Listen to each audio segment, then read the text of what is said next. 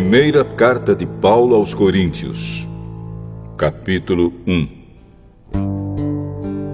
Eu, Paulo, que fui chamado pela vontade de Deus para ser apóstolo de Cristo Jesus, escrevo, junto com o irmão Sóstenes, esta carta à Igreja de Deus que está na cidade de Corinto. Escrevo a todos os que, pela sua união com Cristo Jesus, foram chamados para pertencerem ao povo de Deus. Esta carta é também para aqueles que em todos os lugares adoram o nosso Senhor Jesus Cristo, Senhor deles e nosso. Que a graça e a paz de Deus, o nosso Pai, e do Senhor Jesus Cristo estejam com vocês. Eu sempre agradeço ao meu Deus por causa da graça que Ele tem dado a vocês por meio de Cristo Jesus. Por estarem unidos com Cristo Jesus, vocês foram enriquecidos em tudo, tanto no dom de anunciar o Evangelho, como no dom da sabedoria espiritual. A mensagem a respeito de Cristo está tão firme em vocês, que vocês não têm deixado de receber nenhum dom espiritual enquanto esperam a vinda do nosso Senhor Jesus Cristo. Cristo vai conservá-los firmes até o fim, para que no dia da volta do nosso Senhor Jesus Cristo, vocês não tenham culpa de nada. Deus é fiel e chamou vocês para que vivam em união com o seu Filho Jesus Cristo, o nosso Senhor. Irmãos, peço, pela autoridade do nosso Senhor Jesus Cristo, que vocês estejam de acordo no que dizem e que não haja divisões entre vocês. Sejam completamente unidos num só pensamento e numa só intenção. Pois, meus irmãos, algumas pessoas da família de Cloé me contaram que existem brigas entre vocês. O que eu quero dizer é isto: cada um de vocês diz uma coisa diferente. Um diz, eu sou de Paulo. Outro, eu sou de Apolo. Outro, eu sou de Pedro. E ainda outro, eu sou de Cristo. Por acaso Cristo foi dividido em várias partes? Será que Paulo morreu crucificado em favor de vocês? Ou será que vocês foram batizados em nome de Paulo? Graças a Deus que eu não batizei nenhum de vocês, a não ser Crispo e Gaio. Assim ninguém pode dizer que vocês foram batizados em meu nome. Ah, sim. Batizei também Estéfanas e a família dele. Mas não lembro de ter batizado mais ninguém. Pois Cristo não me enviou para batizar, mas para anunciar o Evangelho, e anunciá-lo sem usar a linguagem da sabedoria humana, para não tirar o poder da morte de Cristo na cruz. De fato, a mensagem da morte de Cristo na cruz é loucura para os que estão se perdendo. Mas para nós, que estamos sendo salvos, é o poder de Deus. Pois as Escrituras Sagradas dizem: destruirei a sabedoria dos sábios e acabarei com o conhecimento dos instruídos. Então, o que poderão dizer os sábios e os instruídos? O que vão dizer os grandes oradores deste mundo? Deus tem mostrado que a sabedoria deste mundo é loucura. Pois Deus, na sua sabedoria, não deixou que os seres humanos o conhecessem por meio da sabedoria deles. Pelo contrário, resolveu salvar aqueles que creem, e fez isso por meio da mensagem que anunciamos, a qual é chamada de louca. Os judeus pedem milagres como prova, e os não-judeus procuram a sabedoria. Mas nós anunciamos o Cristo crucificado. Uma mensagem que para os judeus é ofensa e para os não-judeus é loucura. Mas para aqueles que Deus tem chamado, tanto judeus como não-judeus, Cristo é o poder de Deus e a sabedoria de Deus. Pois aquilo que parece ser a loucura de Deus é mais sábio do que a sabedoria humana. E aquilo que parece ser a fraqueza de Deus é mais forte do que a força humana. Agora, meus irmãos, lembrem do que vocês eram quando Deus os chamou. Do ponto de vista humano, poucos de vocês eram sábios ou poderosos ou de famílias importantes. Para envergonhar os sábios, Deus escolheu aquilo que o mundo acha que é loucura. E para envergonhar os poderosos, Ele escolheu o que o mundo acha fraco. Para destruir o que o mundo pensa que é importante, Deus escolheu aquilo que o mundo despreza, acha humilde e diz que não tem valor. Isso quer dizer que ninguém pode ficar orgulhoso, pois sabe que está sendo visto por Deus. Porém, Deus uniu vocês com Cristo Jesus e fez com que Cristo seja a nossa sabedoria. E é por meio de Cristo que somos aceitos por Deus, nos tornamos o povo de Deus e somos salvos. Portanto, como as Escrituras Sagradas dizem, quem quiser se orgulhar, que se orgulhe daquilo que o Senhor faz.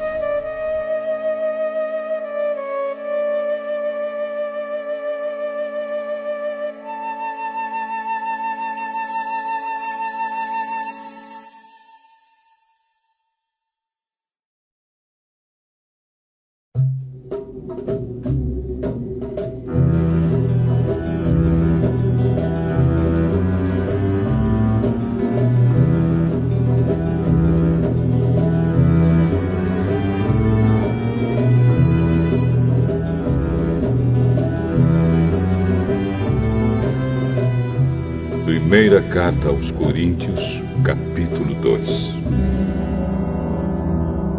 Meus irmãos, quando fui anunciar a vocês a verdade secreta de Deus, não usei muitas palavras nem grande sabedoria, porque quando estive com vocês, resolvi esquecer tudo, a não ser Jesus Cristo e principalmente a sua morte na cruz. Quando visitei vocês, eu estava fraco e tremia de medo. O meu ensinamento e a minha mensagem não foram dados com a linguagem da sabedoria humana, mas com provas firmes do poder do Espírito de Deus. Portanto, a fé que vocês têm não se baseia na sabedoria humana, mas no poder de Deus. Porém, para os que são espiritualmente maduros, anunciamos uma mensagem de sabedoria. Mas não é de uma sabedoria deste mundo, nem a dos poderes que o governam e que estão perdendo o seu poder. A sabedoria que anunciamos é a sabedoria secreta de Deus, escondida dos seres humanos, a sabedoria que o próprio Deus, antes mesmo da criação do mundo, já havia escolhido para nossa glória. Nenhum dos poderes que agora governam o mundo conheceu essa sabedoria. Pois, se a tivessem conhecido, não teriam crucificado o glorioso Senhor. Porém, como dizem as Escrituras Sagradas, o que ninguém nunca viu nem ouviu, e o que jamais alguém pensou que podia acontecer, foi isso o que Deus preparou para aqueles que o amam.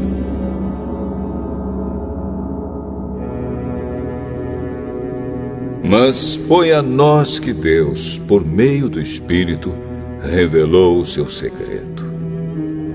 O Espírito Santo examina tudo, até mesmo os planos mais profundos e escondidos de Deus. Quanto ao ser humano, somente o Espírito que está nele é que conhece tudo a respeito dele. E quanto a Deus, somente o seu próprio Espírito conhece tudo a respeito dele. Não foi o Espírito deste mundo que nós recebemos, mas o Espírito mandado por Deus, para que possamos entender tudo o que Deus nos tem dado. Portanto, quando falamos, nós usamos palavras ensinadas pelo Espírito de Deus e não palavras ensinadas pela sabedoria humana.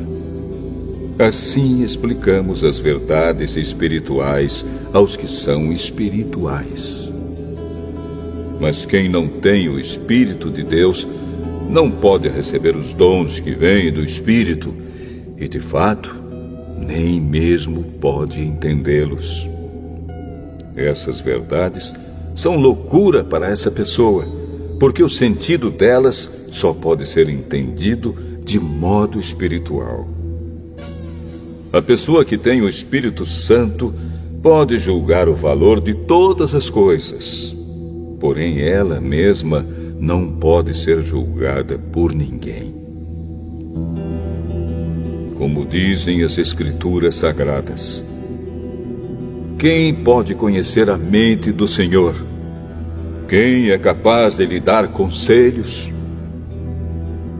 Mas nós pensamos como Cristo pensa.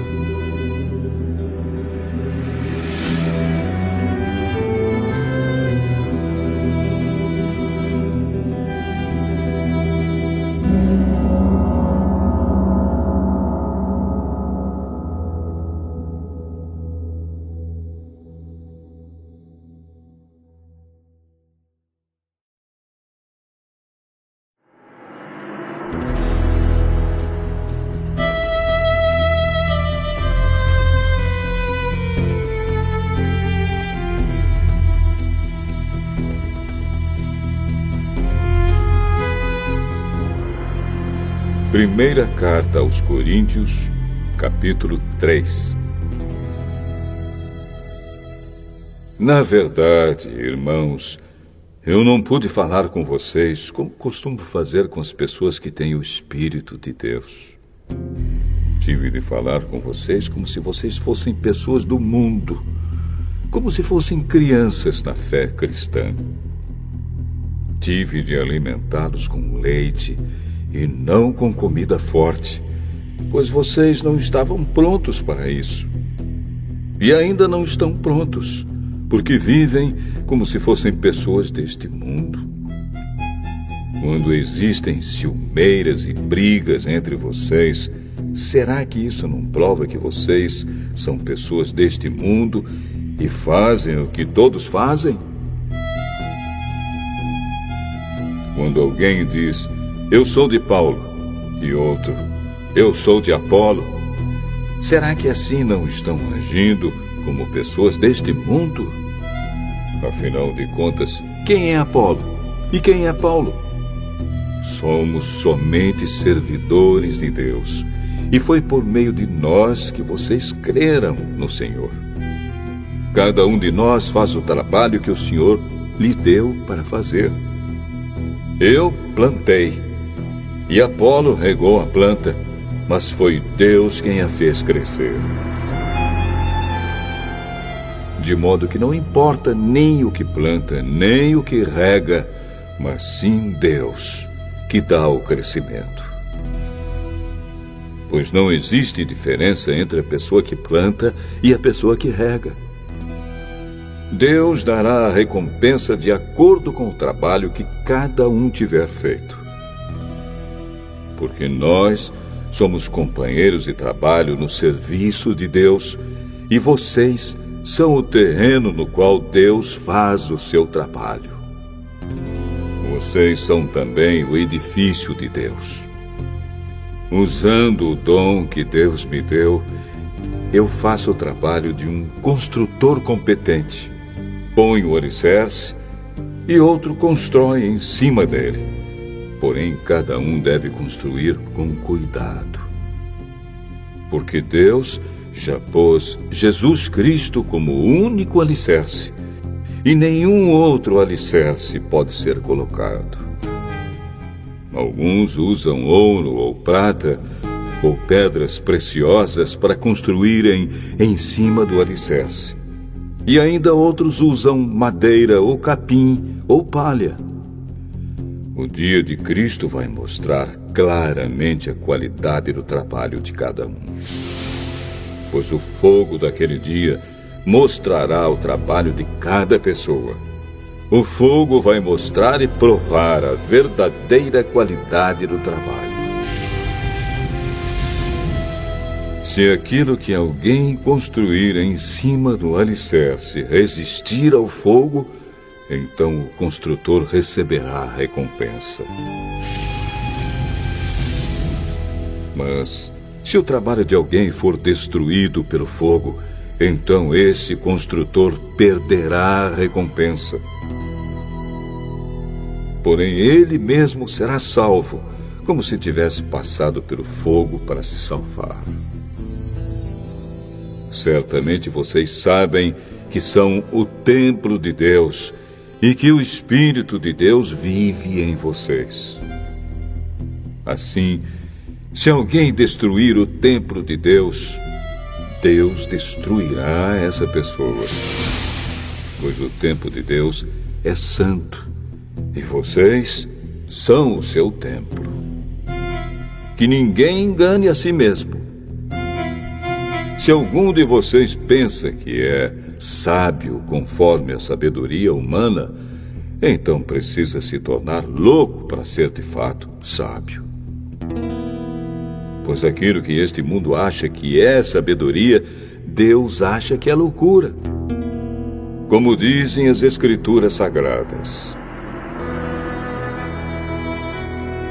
Deus pega os sábios nas suas espertezas.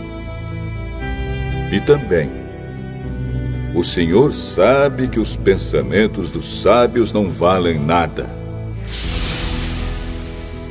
Ninguém deve se orgulhar daquilo que as pessoas podem fazer. Pois tudo é de vocês. Isto é, Paulo, Apolo, Pedro, este mundo, a vida e a morte, o presente e o futuro. Tudo isso pertence a vocês. E vocês pertencem a Cristo. E Cristo pertence a Deus.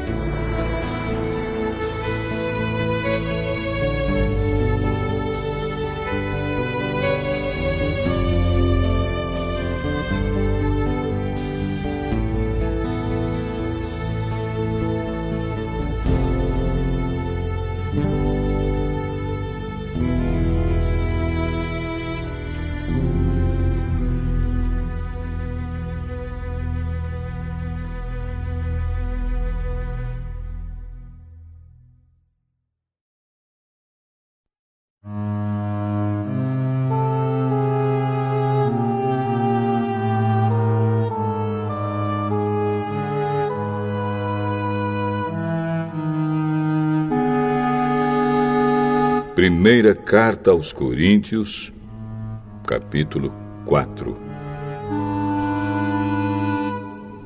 Vocês nos devem tratar como servidores de Cristo, que foram encarregados de administrar a realização dos planos secretos de Deus. O que se exige de quem tem essa responsabilidade é que seja fiel ao seu Senhor. Mas para mim não tem a menor importância ser julgado por vocês ou por um tribunal humano. Eu não julgo nem a mim mesmo. A minha consciência está limpa mas isso não prova que sou, de fato, inocente. Quem me julga é o Senhor. Portanto, não julguem ninguém antes da hora. Esperem o julgamento final, quando o Senhor vier. Ele trará para a luz os segredos escondidos no escuro e mostrará as intenções que estão no coração das pessoas. Então cada um receberá de Deus os elogios que merece. Meus irmãos, é para instruir vocês que eu tenho aplicado essas lições a mim mesmo e a Apolo. Usei nós dois como um exemplo para que vocês aprendam o que quer dizer o ditado. Obedeça ao que está escrito. Ninguém deve se orgulhar de uma pessoa e desprezar outra. Quem é que fez você superior aos outros? Por acaso não foi Deus quem lhe deu tudo o que você tem? Então, por que é que você fica todo orgulhoso, como se o que você tem não fosse dado por Deus? Pelo que parece, vocês já têm tudo o que precisam. Já são ricos. Vocês já se tornaram reis e nós não. Que bom se vocês fossem reis de verdade, para que nós pudéssemos reinar junto com vocês. Porque me parece que Deus pôs a nós, os apóstolos, no último lugar. Somos como as pessoas condenadas a morrer em público, como espetáculo para o mundo inteiro, tanto para os anjos como para os seres humanos. Por causa de Cristo, nós somos loucos, mas vocês são sábios por estarem unidos com Ele. Nós somos fracos e vocês são fortes. Vocês são respeitados e nós somos desprezados. Até agora temos passado fome e sede. Temos nos vestido com trapos, temos recebido bofetadas e não temos lugar certo para morar. Temos nos cansado de trabalhar para nos sustentar. Quando somos amaldiçoados, nós abençoamos. Quando somos perseguidos, aguentamos com paciência. Quando somos insultados, respondemos com palavras delicadas. Somos considerados como lixo e até agora somos tratados como a imundície deste mundo. Não estou escrevendo essas coisas para envergonhar vocês, mas para ensiná-los como se vocês fossem meus próprios filhos queridos. Mesmo que vocês tivessem milhares de mestres na fé cristã, não poderiam ter mais de um pai.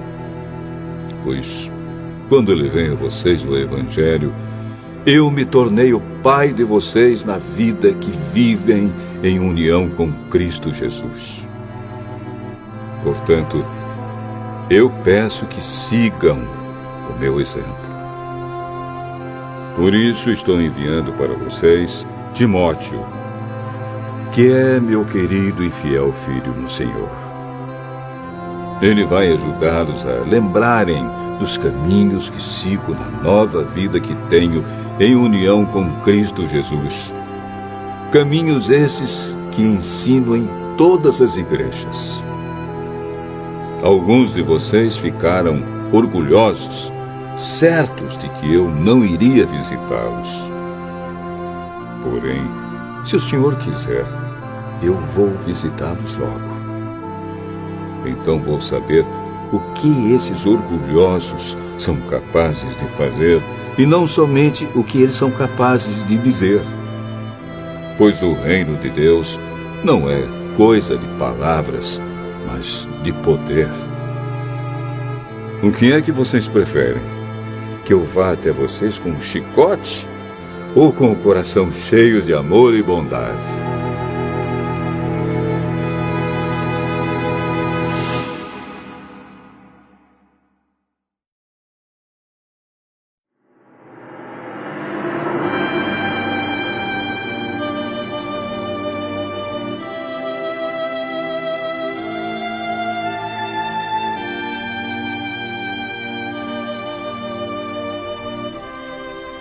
Primeira carta aos Coríntios, capítulo 5.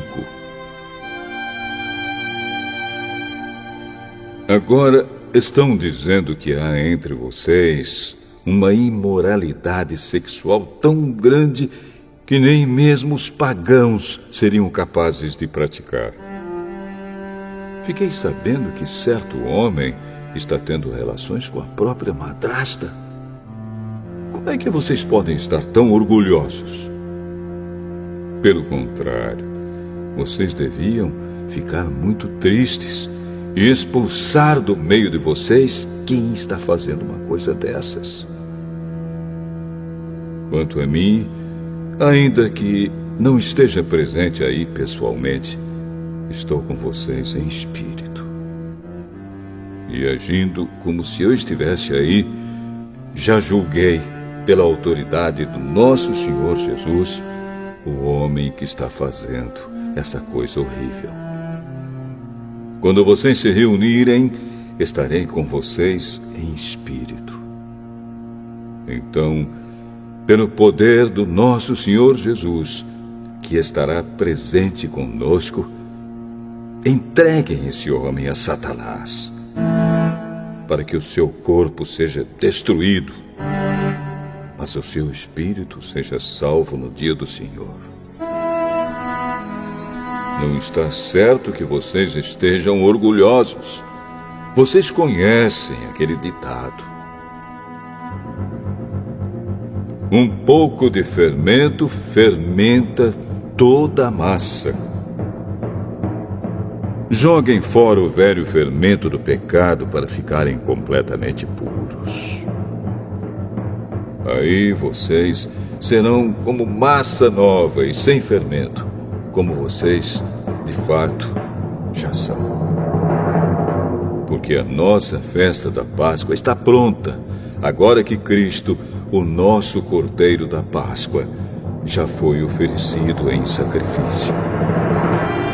Então, vamos comemorar a nossa Páscoa, não com o pão que leva fermento, o fermento velho do pecado e da imoralidade, mas com o pão sem fermento, o pão da pureza e da verdade.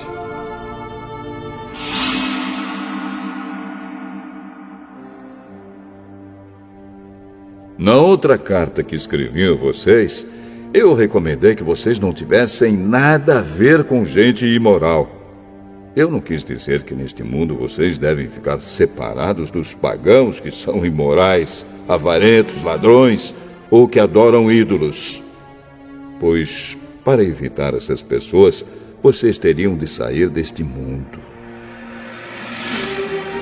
O que eu digo é que vocês não devem ter nada a ver com ninguém que se diz irmão na fé, mas é imoral, ou avarento, ou adora ídolos, ou é bêbado, ou difamador, ou ladrão.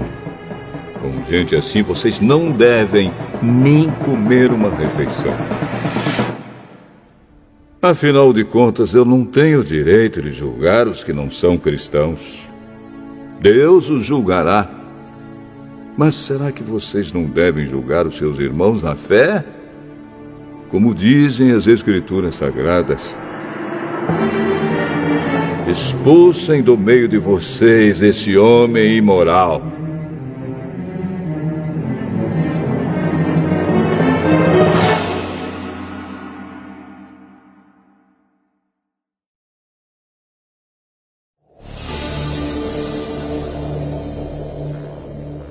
Primeira carta aos Coríntios, capítulo 6.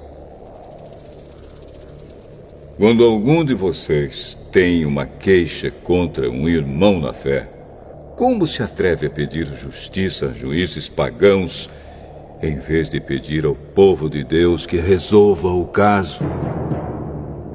Será que vocês não sabem que o povo de Deus julgará o mundo?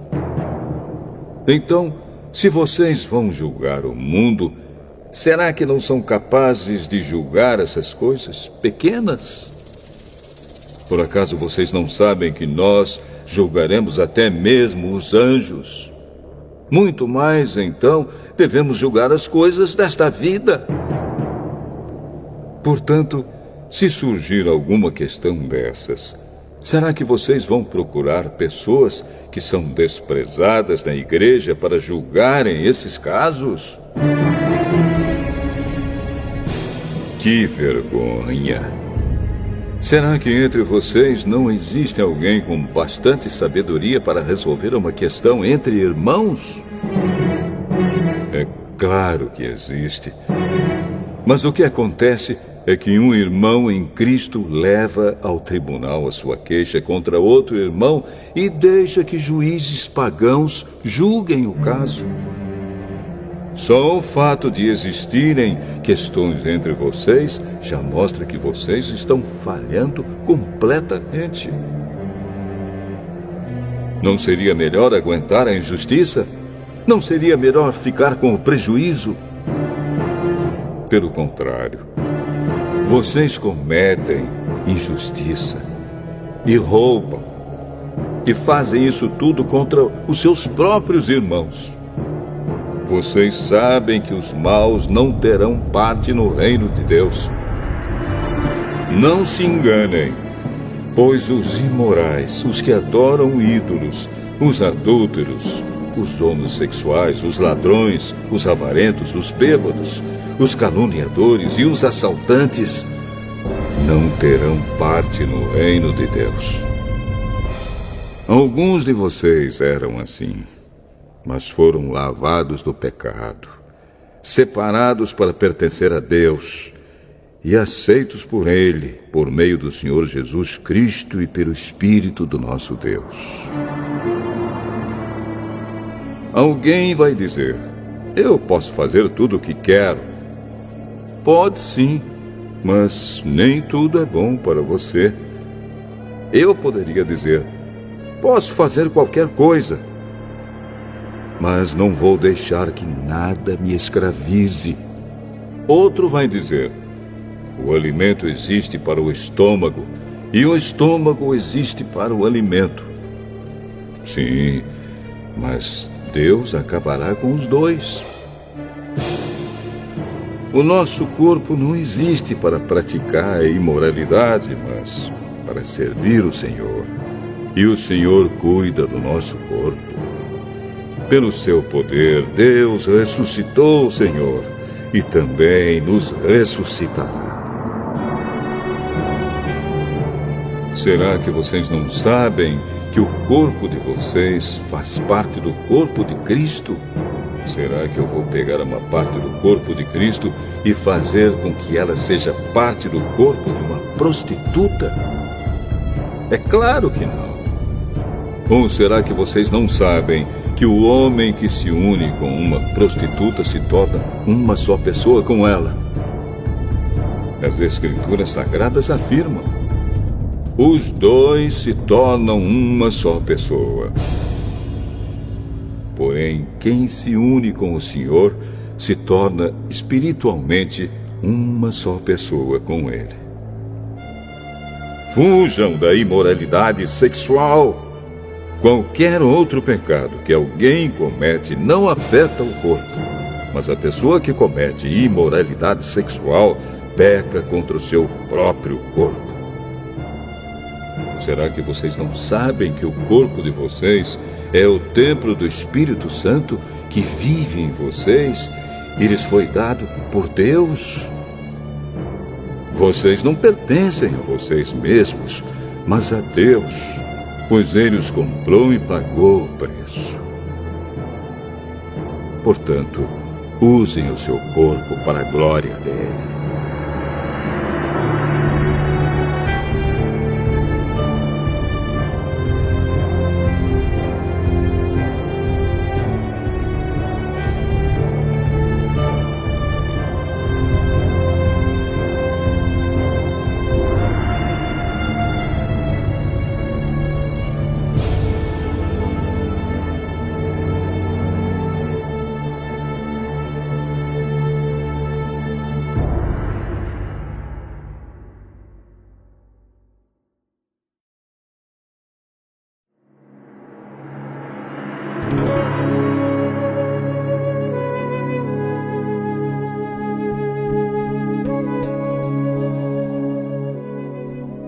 Primeira carta aos Coríntios, capítulo 7.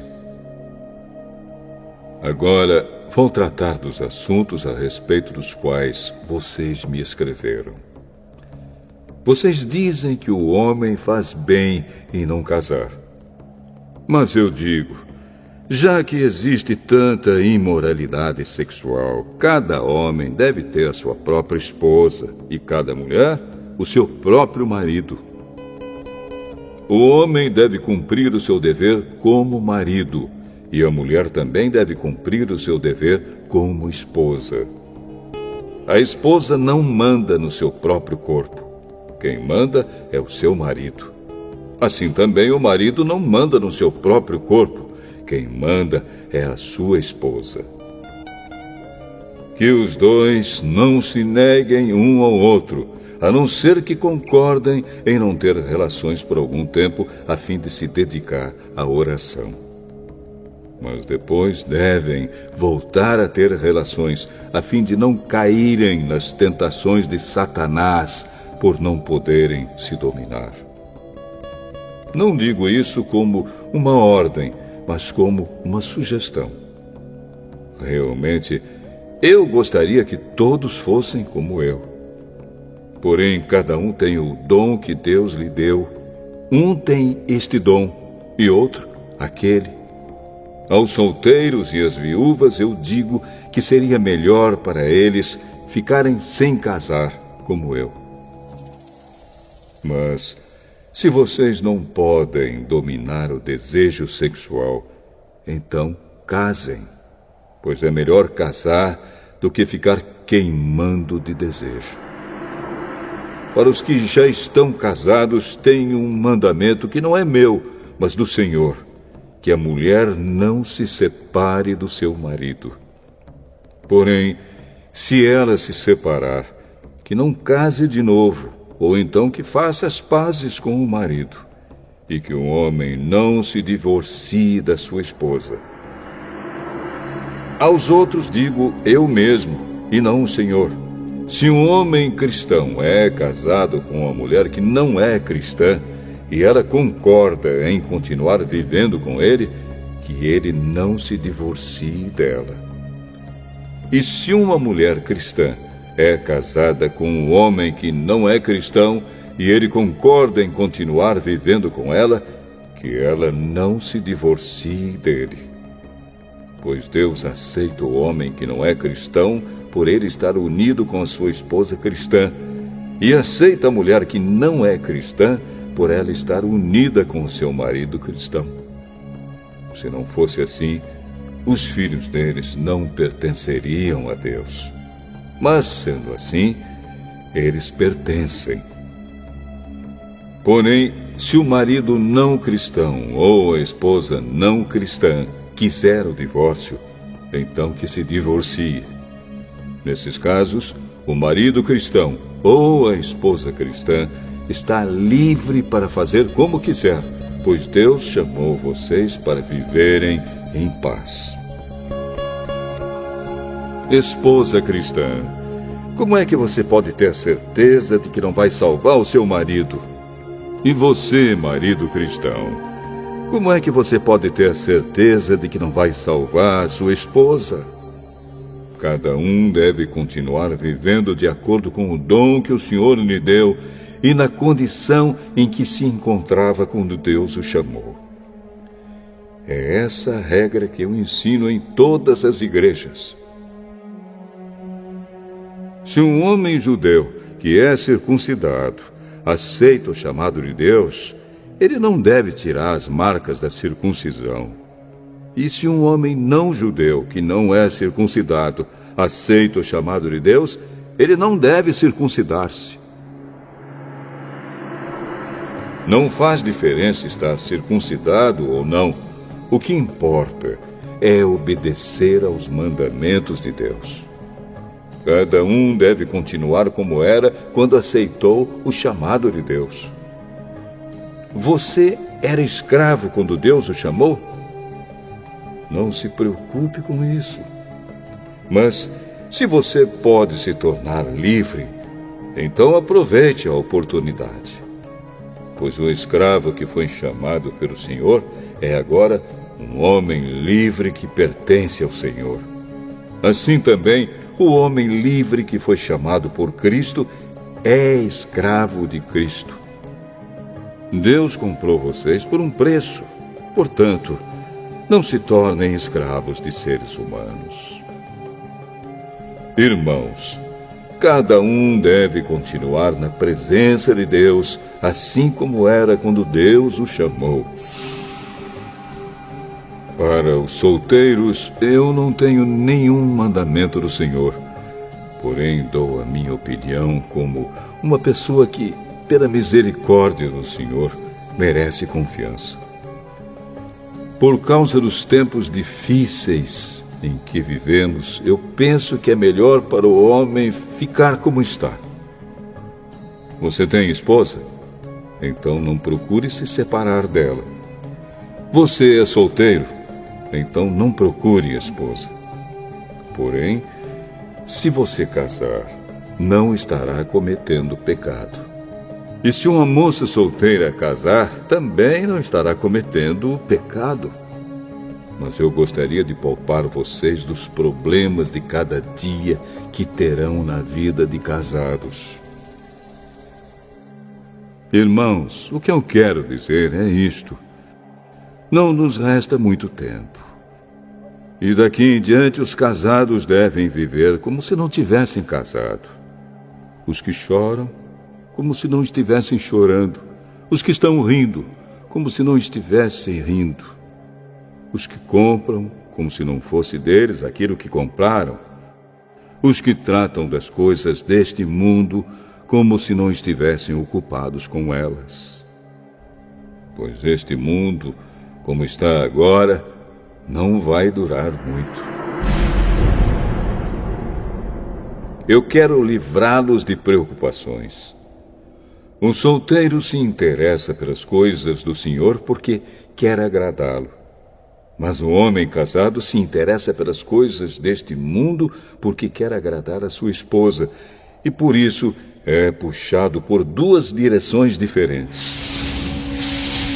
Quanto às mulheres, tanto as viúvas quanto as solteiras, elas estão interessadas nas coisas do Senhor porque querem se dedicar de corpo e alma a Ele.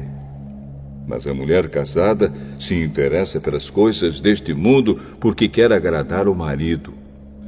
Eu estou dizendo isso porque quero ajudá-los. Não estou querendo obrigar ninguém a nada. Pelo contrário, quero que façam o que é direito e certo e que se entreguem ao serviço do Senhor com toda a dedicação.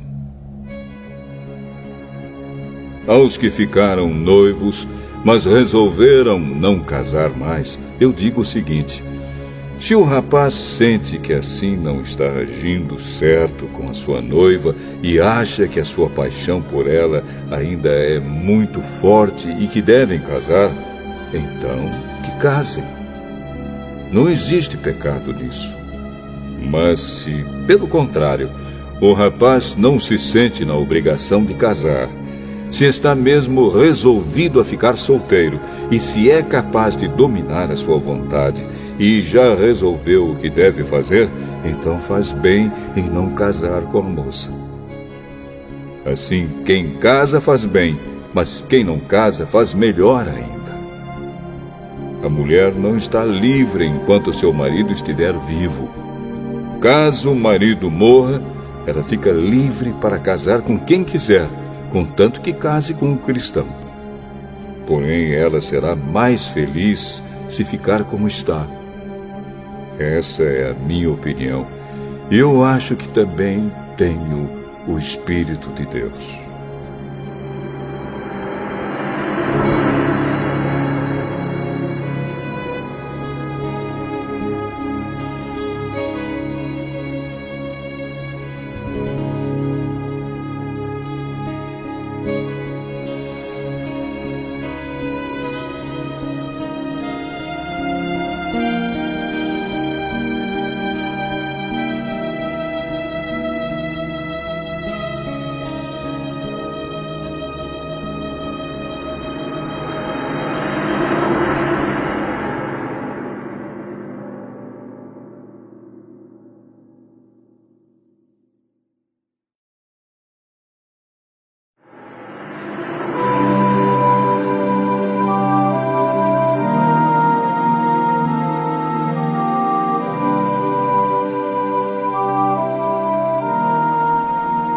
Primeira carta aos Coríntios, capítulo 8.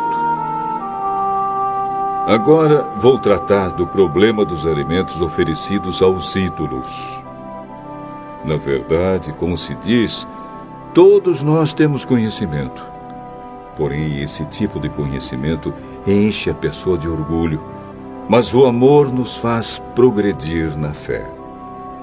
A pessoa que pensa que sabe alguma coisa ainda não tem a sabedoria que precisa. Mas quem ama a Deus é conhecido por Ele. Quanto a comer alimentos que tenham sido oferecidos aos ídolos, nós sabemos que um ídolo representa alguma coisa que realmente não existe. E sabemos que existe somente um Deus. Pois existem os que são chamados de deuses, tanto no céu como na terra, como também existem muitos deuses e muitos senhores. Porém, para nós, existe somente um Deus, o Pai e Criador de todas as coisas, para quem nós vivemos. E existe somente um Senhor, que é Jesus Cristo, por meio de quem todas as coisas foram criadas e por meio de quem nós existimos. Mas nem todos conhecem essa verdade. Existem pessoas tão acostumadas com os ídolos que até agora comem desses alimentos pensando que eles pertencem aos ídolos. A consciência dessas pessoas é fraca e por isso elas se sentem impuras quando comem desses alimentos. Não é esta ou aquela comida que vai fazer com que Deus nos aceite. Nós não perderemos nada se não comermos e não ganharemos nada se comermos desse alimento. Mas tenham cuidado para que essa liberdade de vocês não faça com que os fracos na fé caiam em pecado. Porque se uma pessoa que tem a consciência fraca neste assunto vir você, que tem conhecimento, comendo alimentos do templo de um ídolo, será que essa pessoa não vai querer também comer alimentos oferecidos aos ídolos?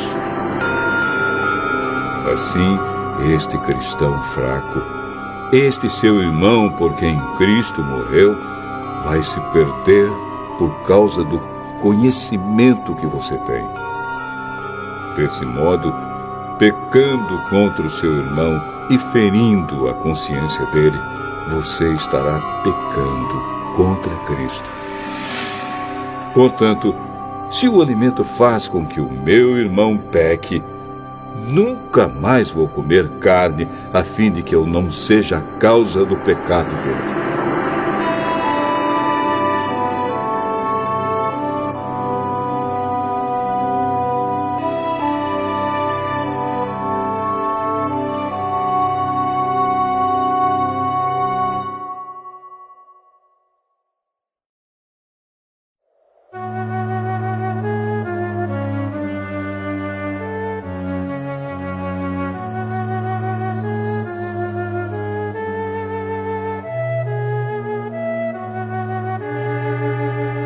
Primeira carta aos Coríntios, capítulo 9.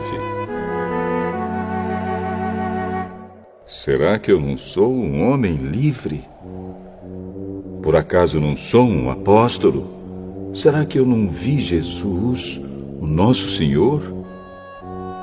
Por acaso vocês não são o resultado do trabalho que faço para o Senhor? Mesmo que outros não me aceitem como apóstolo, vocês me aceitam. Vocês mesmos, pelo fato de estarem unidos com o Senhor, são a prova de que sou um apóstolo. Quando as pessoas me criticam, eu me defendo, dizendo assim: será que eu não tenho o direito de receber comida e bebida pelo meu trabalho? Será que nas minhas viagens eu não tenho o direito de levar comigo uma esposa cristã, como fazem os outros apóstolos, os irmãos do Senhor Jesus e também Pedro? Ou será que Barnabé e eu somos os únicos que temos de trabalhar para nos sustentar? Quem já ouviu falar de algum soldado que pagou as suas próprias despesas no exército? Ou qual é o fazendeiro que não come das uvas da sua própria plantação? Ou qual é o pastor que não toma do leite do seu gado? Não pensem que eu me apoio somente nesses exemplos da vida diária, pois a lei diz a mesma coisa. Na lei de Moisés está escrito assim: não amarre a boca do boi quando ele estiver pisando o trigo. Por acaso Deus está interessado nos bois? Ou foi a nosso respeito que lhe disse isso? É claro que isso está escrito em nosso favor. Tanto a pessoa que planta como a que colhe fazem o seu trabalho na esperança de receber a sua parte da colheita. Se temos semeado entre vocês a semente espiritual, será demais se recebermos de vocês alguma recompensa material? Se outros têm o direito de esperar isso de vocês, será que nós não temos muito mais direito do que eles? No entanto, nós não temos usado esse direito. Pelo contrário, temos aguentado tudo para não atrapalhar o Evangelho de Cristo. Certamente vocês sabem que os que trabalham no templo, é do templo que recebem os seus alimentos. E sabem também que os que oferecem sacrifícios no altar recebem uma parte da carne dos animais que são sacrificados ali. Assim o Senhor mandou também que aqueles que anunciam o Evangelho vivam do trabalho de anunciar o Evangelho. Mas eu não tenho usado nenhum desses direitos. Nem estou escrevendo isso agora para exigir esses direitos para mim mesmo. Eu preferiria morrer a fazer isso. E ninguém vai me tirar o orgulho que eu tenho de agir assim. Eu não tenho direito de ficar orgulhoso por anunciar o Evangelho. Afinal de contas, fazer isso é minha obrigação. Ai de mim se não anunciar o Evangelho. Por isso, se eu faço o meu trabalho por minha própria vontade, então posso esperar algum pagamento. Porém, se faço como um dever, é porque é um trabalho que Deus me deu para fazer. Nesse caso, qual é o pagamento que recebo? É a satisfação de anunciar o Evangelho sem cobrar nada e sem exigir os direitos que tenho como pregador do Evangelho. Sou um homem livre. Não sou escravo de ninguém. Mas eu me fiz escravo de todos a fim de ganhar para Cristo o maior número possível de pessoas. Quando trabalho entre os judeus, vivo como judeu a fim de ganhá-los para Cristo. Não estou debaixo da lei de Moisés, mas quando trabalho entre os judeus, vivo como se estivesse debaixo dessa lei para ganhar os judeus para Cristo. Assim também, quando estou entre os não-judeus, vivo fora da lei de Moisés a fim de ganhar os não-judeus para Cristo. Isso não quer dizer que eu não obedeço à lei de Deus, pois estou, de fato, debaixo da lei de Cristo. Quando estou entre os fracos na fé, eu me torno fraco também, a fim de ganhá-los para Cristo. Assim, eu me torno tudo para todos, a fim de poder, de qualquer maneira possível, salvar alguns. Faço tudo isso por causa do Evangelho, a fim de tomar parte nas suas bênçãos. Vocês sabem que numa corrida, embora todos os corredores tomem parte, somente um ganha o prêmio. Portanto, corram de tal maneira que ganhem o prêmio. Todo atleta que está treinando aguenta exercícios duros porque quer receber uma coroa de folhas de louro, uma coroa que, aliás, não dura muito. mas nós queremos receber uma coroa que dura para sempre. Por isso corro direto para a linha final. Também sou como um lutador de boxe que não perde nenhum golpe. Eu trato o meu corpo duramente e o obrigo a ser completamente controlado para que, depois de ter chamado outros para entrarem na luta, eu mesmo não venha a ser eliminado dela.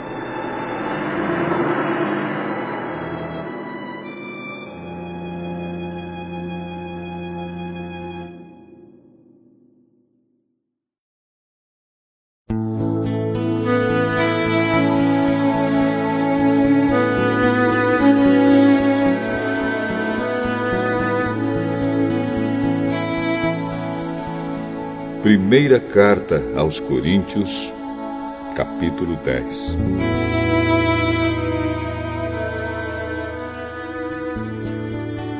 Irmãos, eu quero que vocês lembrem do que aconteceu com os nossos antepassados que seguiram Moisés. Todos foram protegidos pela nuvem e passaram pelo Mar Vermelho. Como seguidores de Moisés, eles foram batizados na nuvem e no mar. Todos comeram da mesma comida espiritual e beberam da mesma bebida espiritual, pois bebiam daquela rocha espiritual que ia com eles, e a rocha era Cristo. Mas Deus não ficou contente com a maioria deles, e por isso eles morreram, e os seus corpos ficaram espalhados no deserto. Tudo isso aconteceu a fim de nos servir de exemplo, para nós não querermos coisas más como eles quiseram, nem adorarmos ídolos como alguns deles adoraram.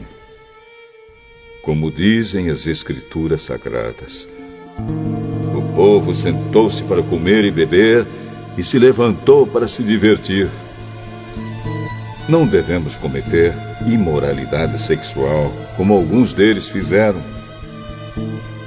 E porque eles fizeram isso, 23 mil deles caíram mortos num só dia.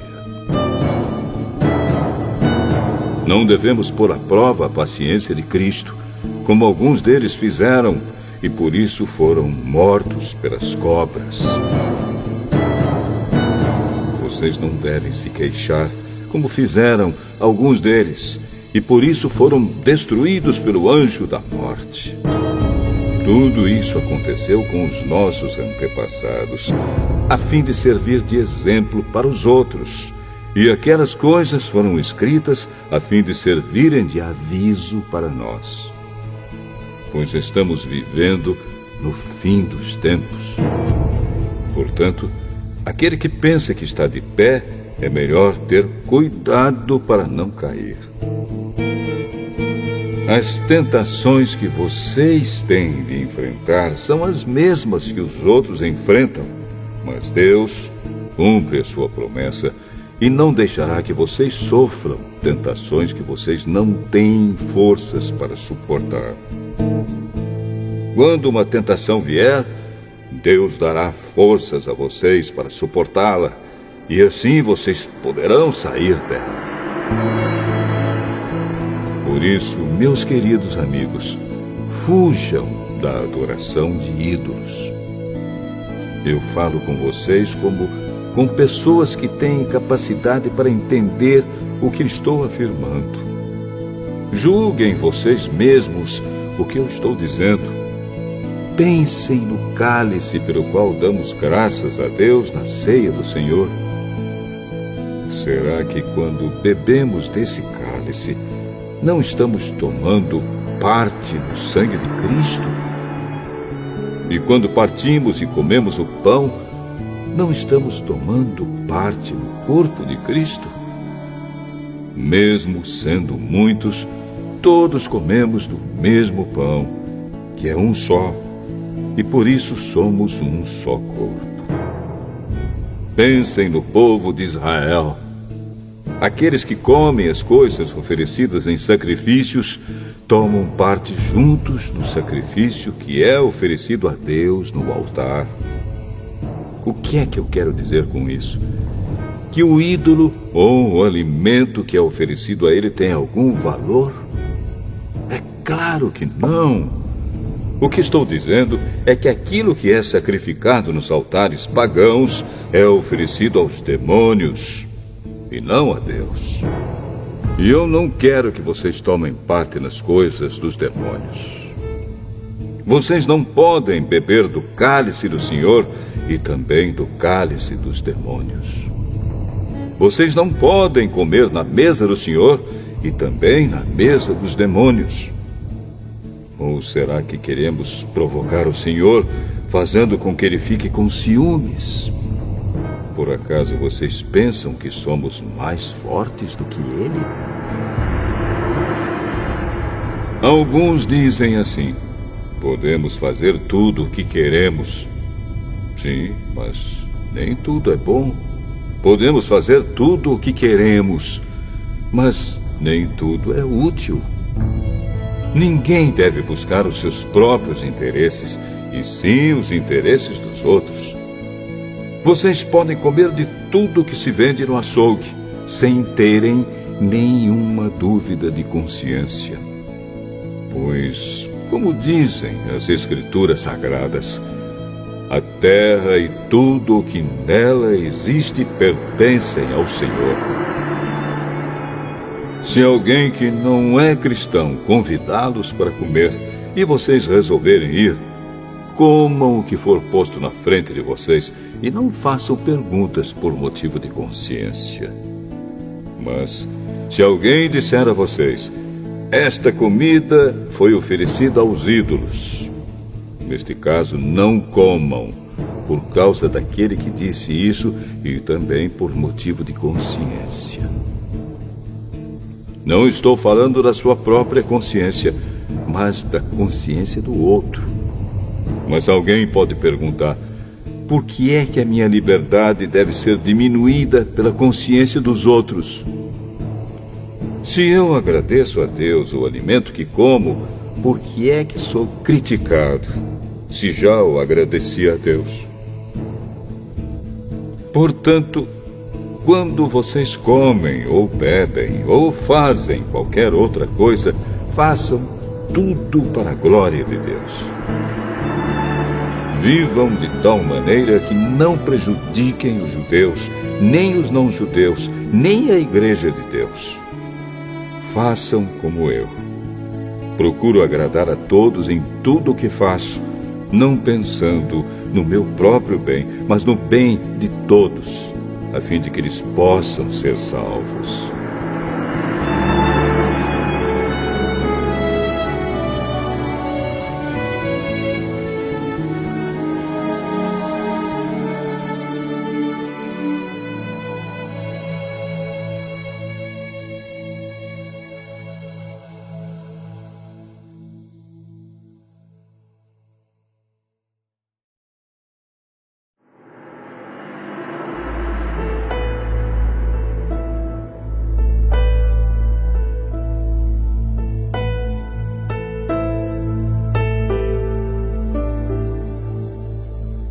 Primeira carta de Paulo aos Coríntios, capítulo 11.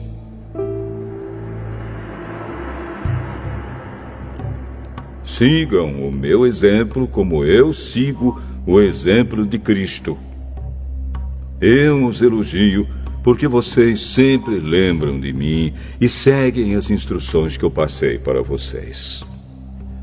Mas quero que entendam que Cristo tem autoridade sobre todo marido, que o marido tem autoridade sobre a esposa e que Deus tem autoridade sobre Cristo. Se um homem cobre a cabeça quando ora ou anuncia a mensagem de Deus nas reuniões de adoração, ele está ofendendo a honra de Cristo.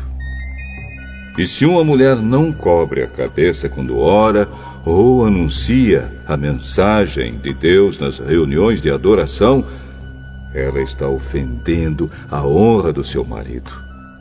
Nesse caso, não há nenhuma diferença entre ela e a mulher que tem a cabeça rapada. Se a mulher não cobre a cabeça, então é melhor que ela corte o cabelo de uma vez. Já que é vergonhoso para a mulher rapar a cabeça ou cortar o cabelo, então ela deve cobrir a cabeça. O homem não precisa cobrir a cabeça, pois ele reflete a imagem e a glória de Deus. Mas a mulher reflete a glória do homem, pois o homem não foi feito da mulher, mas a mulher foi feita do homem. O homem não foi criado por causa da mulher, mas sim a mulher por causa do homem. Portanto, por causa dos anjos, a mulher deve pôr um véu na cabeça para mostrar que está debaixo da autoridade do marido. No entanto, por estarmos unidos com o Senhor, nem a mulher é independente do homem, nem o homem é independente da mulher. Porque assim como a mulher foi feita do homem, assim também o homem nasce da mulher. E tudo vem de Deus. Julguem vocês mesmos. Será que é certo que, num culto de adoração, a mulher ore a Deus sem estar com a cabeça coberta? Pois a própria natureza ensina que o cabelo comprido é uma desonra para o homem. Mas para a mulher, o cabelo comprido é motivo de orgulho. O cabelo foi dado a ela para lhe servir de véu. Mas se alguém quer discutir sobre esse assunto, o que eu posso dizer é que nem nós, nem as igrejas de Deus temos outro costume nas reuniões de adoração. Nas instruções que agora vou dar a vocês, eu não posso elogiá-los, pois as suas reuniões de adoração fazem mais mal do que bem. Para começar, me contaram que nessas reuniões há grupos de pessoas que estão brigando. E eu creio que, em parte, isso é verdade. Não há dúvida de que é preciso haver divisões entre vocês para que fique claro quem são os que estão certos. Quando vocês se reúnem, não é a ceia do Senhor que vocês comem, pois na hora de comer, cada um trata de tomar a sua própria refeição. E assim, enquanto uns ficam com fome, outros chegam até a ficar bêbados. Por acaso vocês não têm as suas próprias casas onde podem comer e beber? Ou será que preferem desprezar a igreja de Deus e envergonhar os que são pobres? O que é que vocês esperam que eu lhes diga? Querem que os elogie? É claro que não vou elogiá-los. Porque eu recebi do Senhor este ensinamento que passei para vocês. Que o Senhor Jesus, na noite em que foi traído, pegou o pão e deu graças a Deus.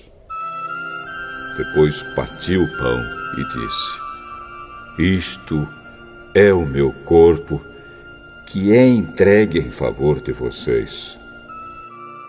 Façam isto em memória de mim. Assim também, depois do jantar, ele pegou o cálice e disse: Este cálice é a nova aliança feita por Deus com o seu povo. Aliança que é garantida pelo meu sangue. Cada vez que vocês beberem deste cálice, façam isso em memória de mim. De maneira que cada vez que vocês comem deste pão e bebem deste cálice, estão anunciando a morte do Senhor até que ele venha. Por isso, aquele que comer do pão do Senhor ou beber do seu cálice de modo que ofenda a honra do Senhor, estará pecando contra o corpo e o sangue do Senhor. Portanto, que cada um examine a sua consciência, e então coma do pão e beba do cálice. pois a pessoa que comer do pão ou beber do cálice sem reconhecer que se trata do corpo do Senhor, estará sendo julgada ao comer e beber para o seu próprio castigo. É por isso que muitos de vocês estão doentes e fracos, e alguns já morreram. Se examinássemos primeiro a nossa consciência, nós não seríamos julgados pelo Senhor. Mas somos julgados e castigados pelo Senhor para não sermos condenados junto com o mundo. Portanto, meus irmãos, quando vocês se reunirem para a ceia do Senhor, esperem uns pelos outros. E se alguém estiver com fome, que coma em casa, para que Deus não castigue vocês por causa dessas reuniões. Os outros assuntos eu resolverei quando chegar aí.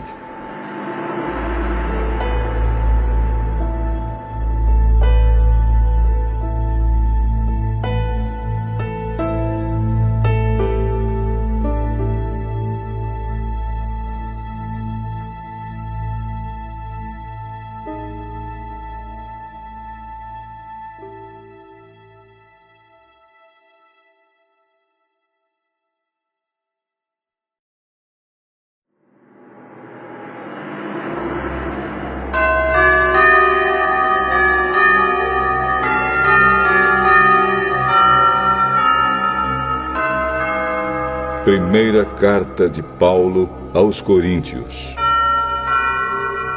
capítulo 12.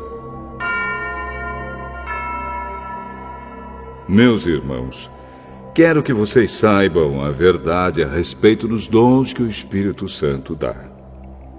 Vocês sabem que, quando ainda eram pagãos, vocês eram desviados de várias maneiras para a adoração dos ídolos, os quais não têm vida. Por isso precisam compreender que ninguém que diz que Jesus seja maldito pode estar falando pelo poder do Espírito de Deus. E que ninguém pode dizer Jesus é Senhor, a não ser que seja guiado pelo Espírito Santo. Existem tipos diferentes de dons espirituais, mas é um só e o mesmo Espírito quem dá esses dons. Existem maneiras diferentes de servir, mas o Senhor que servimos é o mesmo. Há diferentes habilidades para realizar o trabalho, mas é o mesmo Deus quem dá a cada um a habilidade para fazê-lo. Para o bem de todos, Deus dá a cada um alguma prova da presença do Espírito Santo. Para uma pessoa, o Espírito dá a mensagem de sabedoria, e para outra, o mesmo Espírito dá a mensagem de conhecimento. Para uma pessoa, o mesmo Espírito dá a fé, e para outra, dá o poder de curar. Uma pessoa recebe do Espírito poder para fazer milagres, e outra recebe o dom de anunciar a mensagem de Deus. Ainda outra pessoa recebe a capacidade para saber a diferença entre os dons que vêm do Espírito e os que não vêm dele.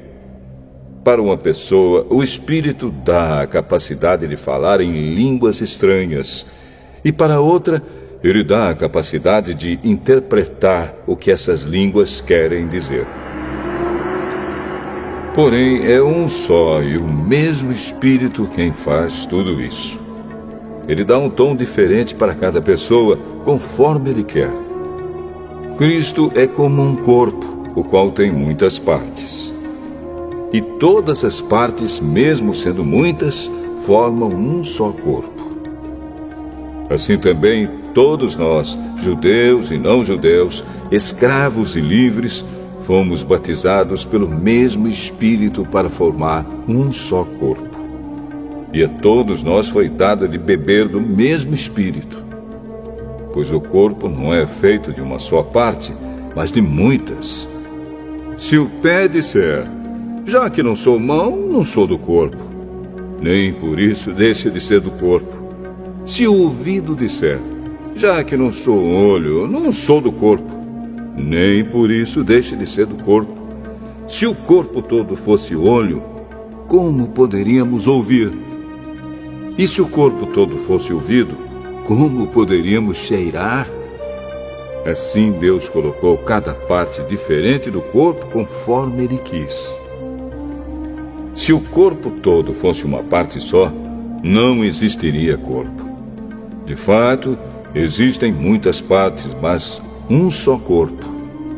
Portanto, o olho não pode dizer para a mão: eu não preciso de você. E a cabeça não pode dizer para os pés: não preciso de vocês. O fato é que as partes do corpo que parecem ser as mais fracas são as mais necessárias. E aquelas que achamos menos honrosas são as que tratamos com mais honra. E as partes que parecem ser feias recebem um cuidado especial que as outras mais bonitas não precisam. Foi assim que Deus fez o corpo, dando mais honra às partes menos honrosas. Desse modo, não existe divisão no corpo, mas todas as suas partes têm o mesmo interesse umas pelas outras. Se uma parte do corpo sofre, todas as outras sofrem com ela. Se uma é elogiada, todas as outras se alegram com ela. Pois bem, vocês são o corpo de Cristo, e cada um é uma parte desse corpo. Na igreja, Deus pôs tudo no lugar certo. Em primeiro lugar, os apóstolos. Em segundo, os profetas. E em terceiro, os mestres. Em seguida, pôs os que fazem milagres. Depois, os que têm o dom de curar, ou de ajudar, ou de liderar, ou de falar em línguas estranhas. Nem todos são apóstolos, ou profetas, ou mestres. Nem todos têm o dom de fazer milagres, nem de curar doenças, nem de falar em línguas estranhas, nem de explicar o que essas línguas querem dizer. Por isso, se esforcem para ter os melhores dons. Porém, eu vou mostrar a vocês o caminho que é o melhor de todos.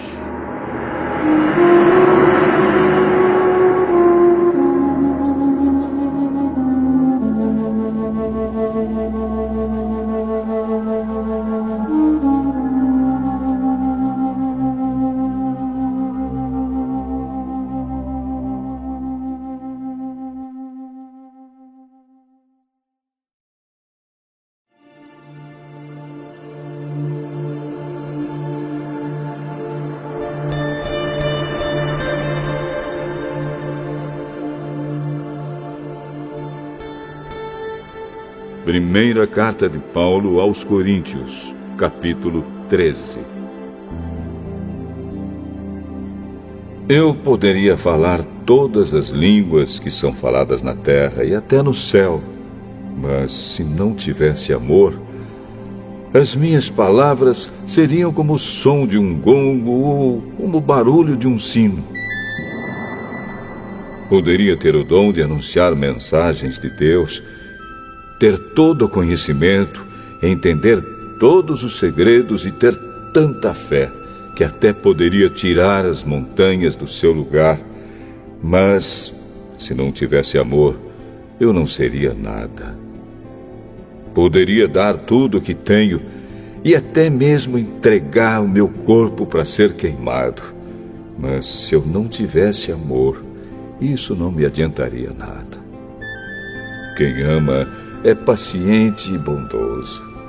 Quem ama não é ciumento, nem orgulhoso, nem vaidoso.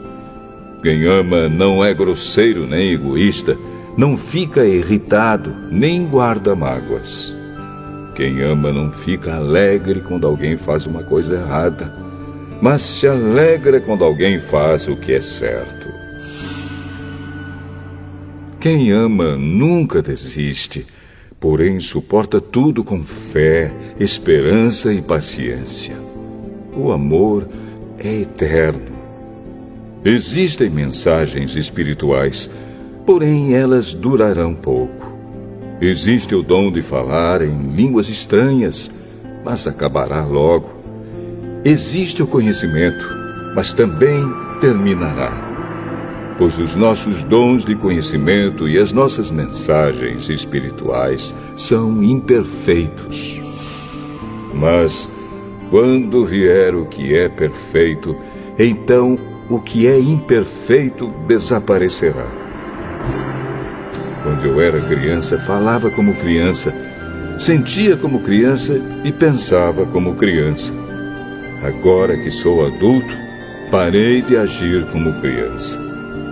O que agora vemos é como uma imagem imperfeita num espelho embaçado, mas depois veremos face a face. Agora o meu conhecimento é imperfeito, mas depois conhecerei perfeitamente, assim como sou conhecido por Deus. Portanto, agora existem estas 3 coisas: a fé, a esperança e o amor. Porém, a maior delas é o amor.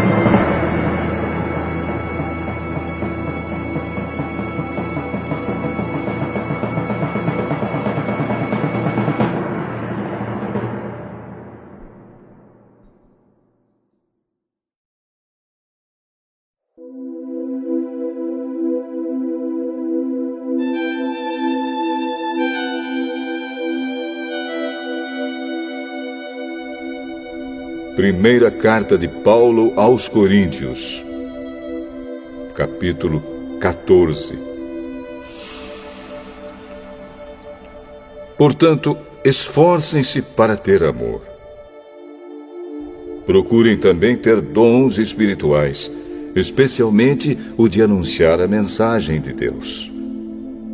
Quem fala em línguas estranhas fala a Deus e não às pessoas, pois ninguém o entende.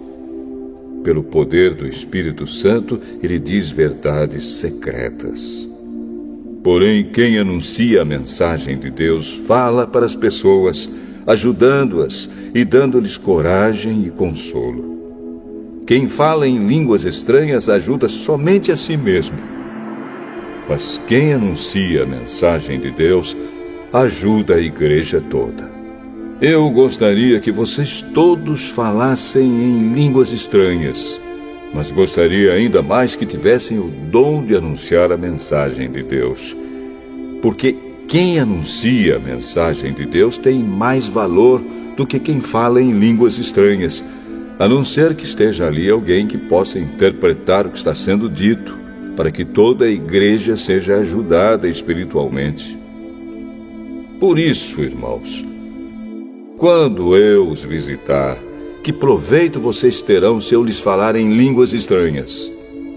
É claro que nenhum, a não ser que leve a vocês alguma revelação de Deus, ou algum conhecimento, ou alguma mensagem inspirada, ou algum ensinamento. Por exemplo, além da voz humana, existem os instrumentos musicais, como a flauta e a harpa. Se os sons não saírem com toda clareza, como poderá alguém saber o que está sendo tocado em um ou outro desses instrumentos? Se quem toca a corneta não der um som bem claro, quem se preparará para a batalha? Assim também, como é que os outros vão entender o que vocês estão dizendo se a mensagem por meio de línguas estranhas não for clara? Vocês estariam falando para o vento. No mundo há muitas línguas diferentes, mas cada uma faz sentido. Porém, se eu não entendo a língua na qual alguém está falando comigo, então quem fala essa língua é estrangeiro para mim, e eu sou um estrangeiro para ele. Por isso, já que vocês estão com tanta vontade de ter os dons do Espírito, procurem, acima de tudo, ter os dons que fazem com que a igreja cresça espiritualmente. Portanto, quem fala em línguas estranhas deve orar, pedindo a Deus que lhe dê o dom de interpretar o que elas querem dizer. Porque se eu orar em línguas estranhas, o meu espírito, de fato, estará orando, mas a minha inteligência não tomará parte nisso. O que vou fazer então? Vou orar com o meu espírito, mas também vou orar com a minha inteligência. Vou cantar com o meu espírito, mas também vou cantar com a minha inteligência.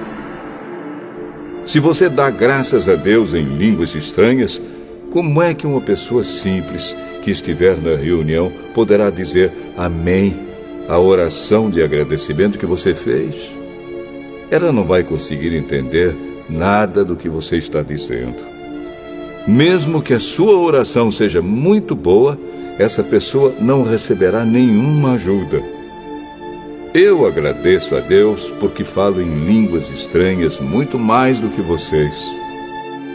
Porém, nas reuniões da igreja, prefiro dizer 5 palavras que possam ser entendidas para assim ensinar os outros, do que dizer milhares de palavras em línguas estranhas. Irmãos, não pensem como crianças. Sejam como crianças para o que é mal, mas sejam adultos no seu modo de pensar. Nas Escrituras Sagradas está escrito: por meio de pessoas que falam em línguas estranhas, eu falarei a este povo, diz o Senhor. Falarei por meio de lábios estrangeiros, mas assim mesmo meu povo não me dará atenção. Portanto, o dom de falar em línguas estranhas é um sinal de Deus para os descrentes e não para os cristãos. Mas o dom de anunciar a mensagem de Deus é um sinal para os cristãos e não para os descrentes. Imaginem que a igreja esteja reunida e todos comecem a falar em línguas estranhas. Se chegarem ali algumas pessoas simples ou descrentes, será que não vão dizer que vocês estão loucos? Mas se todos estiverem anunciando mensagens de Deus e entrar ali um descrente ou alguém que seja simples, ele vai ouvir o que vocês estão dizendo e se convencer do seu pecado.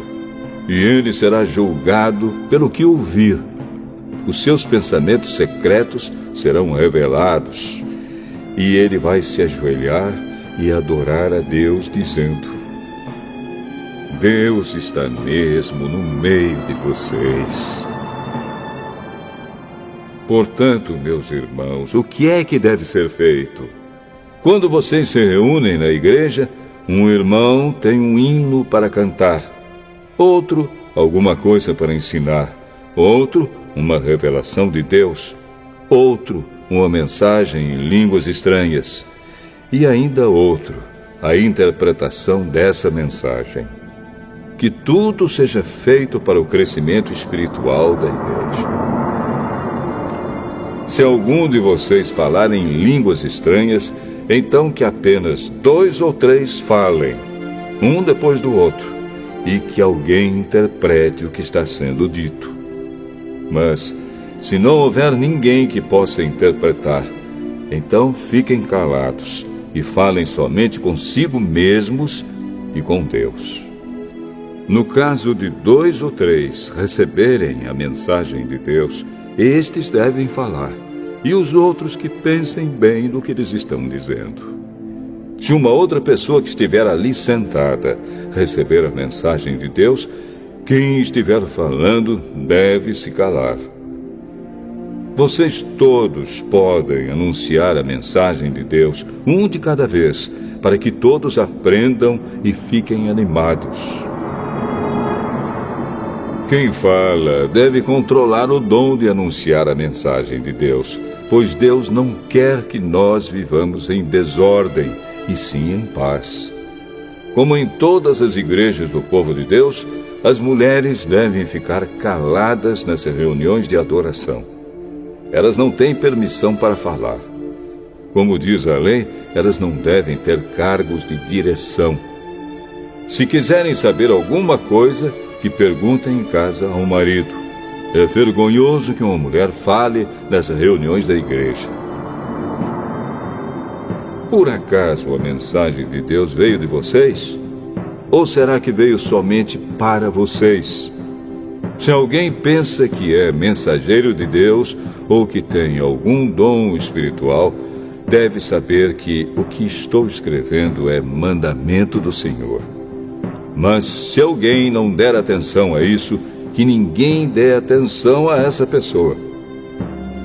Assim, meus irmãos, procurem sempre anunciar a mensagem de Deus, mas não proíbam que se falem línguas estranhas. Portanto, façam tudo com decência e ordem.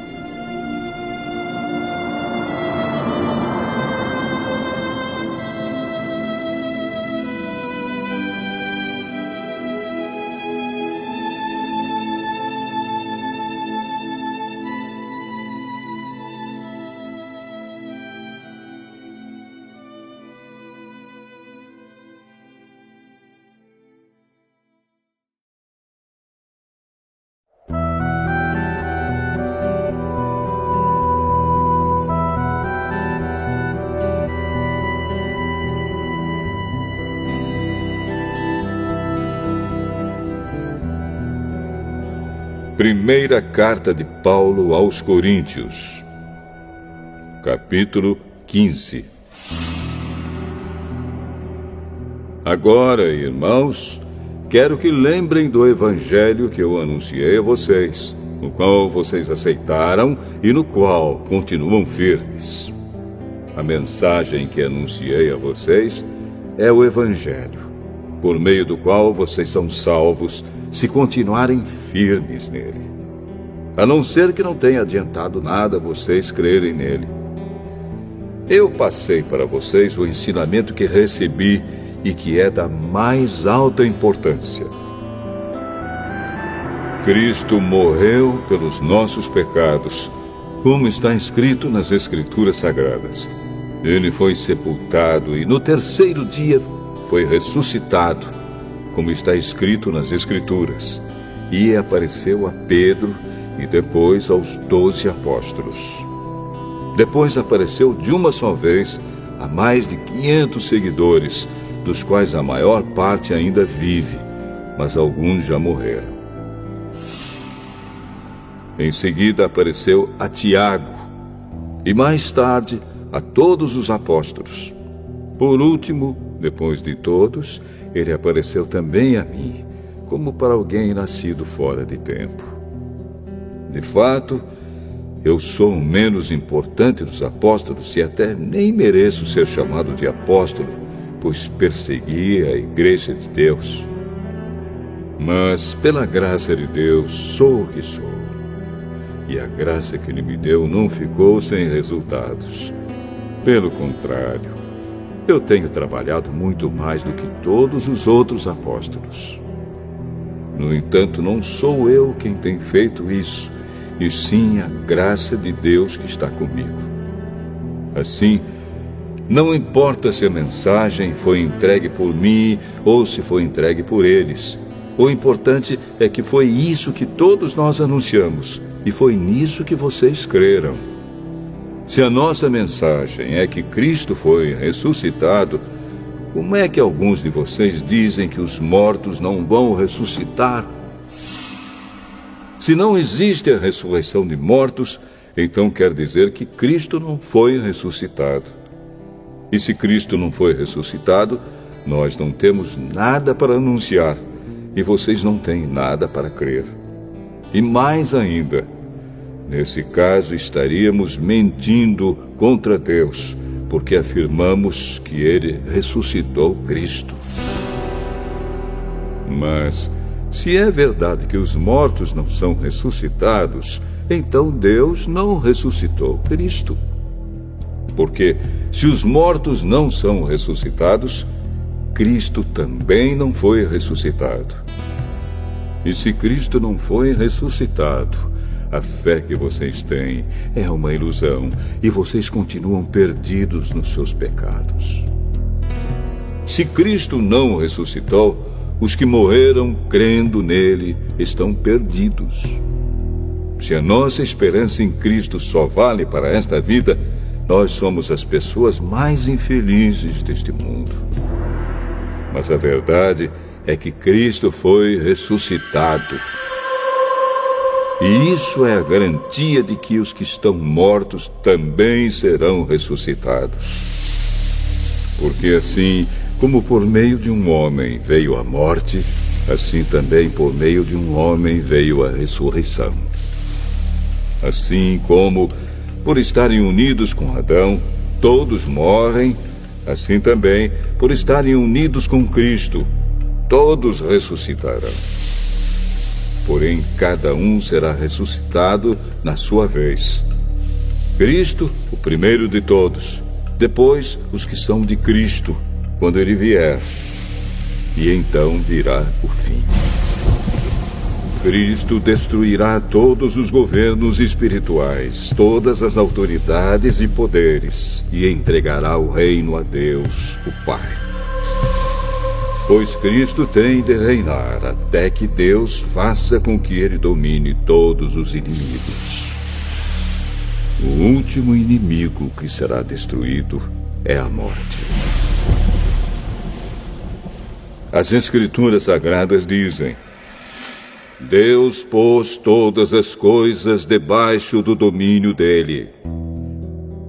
É claro que dentro das palavras, todas as coisas, não está o próprio Deus, que põe tudo debaixo do domínio de Cristo. Mas, quando tudo for dominado por Cristo, então o próprio Cristo, que é o Filho, se colocará debaixo do domínio de Deus, que pôs todas as coisas debaixo do domínio dele. Então Deus reinará completamente sobre tudo. Pensem agora nas pessoas que são batizadas em favor dos mortos. O que é que elas esperam conseguir?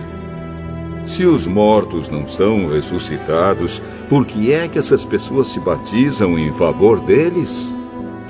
E quanto a nós, por que é que nos colocamos em perigo a toda hora? Irmãos, eu enfrento a morte todos os dias. Se afirmo isso, é pelo orgulho que tenho de vocês, pois estamos todos unidos com Cristo Jesus, o nosso Senhor. Aqui em Éfeso, eu lutei contra inimigos como se lutasse contra animais selvagens. E se fiz isso somente por interesses humanos, o que foi que eu consegui com isso? Se é verdade que os mortos não são ressuscitados, façamos o que diz o ditado: comamos e bebamos, porque amanhã morreremos. Não se enganem. As más companhias estragam os bons costumes. Comecem de novo a viver uma vida séria e direita e parem de pecar. Para fazer com que vocês fiquem envergonhados, eu digo o seguinte: alguns de vocês não conhecem a Deus. Mas alguém perguntará: como é que os mortos são ressuscitados? Que tipo de corpo eles vão ter? Seu tolo! Quando você semeia uma semente na terra, ela só brota se morrer. E o que foi semeado é apenas uma semente, talvez um grão de trigo ou outra semente qualquer, e não o corpo já formado da planta que vai crescer. Deus dá a essa semente o corpo que Ele quer e dá a cada semente um corpo próprio. E a carne dos seres vivos não é toda do mesmo tipo. Os seres humanos têm um tipo de carne, os animais outro, os pássaros outro e os peixes ainda outro. Há também corpos do céu e corpos da terra. Existe um tipo de beleza que pertence aos corpos celestes e há outro que pertence aos corpos terrestres. O sol tem o seu próprio brilho, a lua outro brilho e as estrelas têm um brilho diferente. E mesmo as estrelas têm diferentes tipos de brilho. pois será assim quando os mortos ressuscitarem. Quando o corpo é sepultado, é um corpo mortal. Mas quando for ressuscitado, será imortal. Quando ele é sepultado, é feio e fraco. Mas quando for ressuscitado, será bonito e forte. Quando é sepultado, é um corpo material. Mas quando for ressuscitado, será um corpo espiritual. É claro que, se existe um corpo material, então tem de haver também um corpo espiritual. Porque as Escrituras Sagradas dizem: Adão, o primeiro homem, foi criado como ser vivo. Mas o último Adão, Jesus Cristo, é o Espírito que dá a vida. Não é o espiritual que vem primeiro, mas sim o material. Depois é que vem o espiritual. O primeiro homem foi feito do pó da terra. O segundo veio do céu. Os que pertencem à terra são como aquele que foi feito do pó da terra. Os que pertencem ao céu são como aquele que veio do céu. Assim como somos parecidos com o homem feito do pó da terra, assim também seremos parecidos com o homem do céu. Meus irmãos, o que eu quero dizer é isto: o que é feito de carne e de sangue não pode ter parte no reino de Deus, e o que é mortal não pode ter a imortalidade. Escutem bem este segredo. Nem todos vamos morrer, mas todos nós vamos ser transformados num instante, num abrir e fechar de olhos, quando tocar a última trombeta. Ela tocará. Os mortos serão ressuscitados como seres imortais, e todos nós seremos transformados. Pois este corpo mortal precisa se vestir com o que é imortal. Este corpo que vai morrer precisa se vestir com o que não pode morrer. Assim, quando este corpo mortal se vestir com o que é imortal, quando este corpo que morre se vestir com o que não pode morrer, então acontecerá o que as Escrituras Sagradas dizem: a morte está destruída. A vitória é completa. Onde está, ó morte, a sua vitória? Onde está, ó morte, o seu poder de ferir? O que dá à morte o poder de ferir é o pecado. E o que dá ao pecado o poder de ferir é a lei. Mas agradeçamos a Deus, que nos dá a vitória por meio do nosso Senhor Jesus Cristo. Portanto, queridos irmãos, continuem fortes e firmes.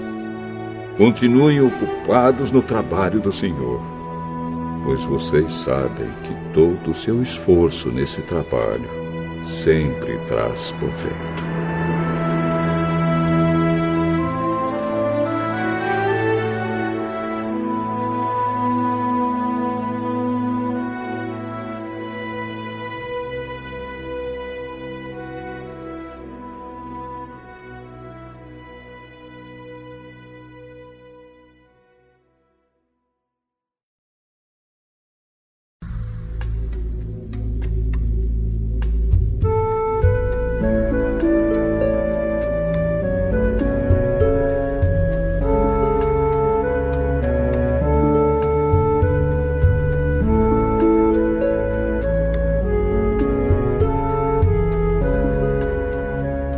Primeira carta de Paulo aos Coríntios, capítulo 16. Agora vou tratar do dinheiro para ajudar o povo de Deus da Judéia. Façam o que eu disse às igrejas da província da Galácia. Todos os domingos, cada um de vocês separe e guarde algum dinheiro, de acordo com o que cada um ganhou. Assim não haverá necessidade de recolher ofertas quando eu chegar. Depois que chegar, eu enviarei com cartas de apresentação aqueles que vocês escolherem para levarem a oferta até Jerusalém. Se for conveniente que eu também vá, eles farão a viagem comigo. Eu visitarei vocês depois que tiver passado pela província da Macedônia, pois vou passar por lá. Pode ser que eu fique algum tempo com vocês, talvez todo o inverno, e assim vocês poderão me ajudar a continuar a minha viagem para onde quer que eu for.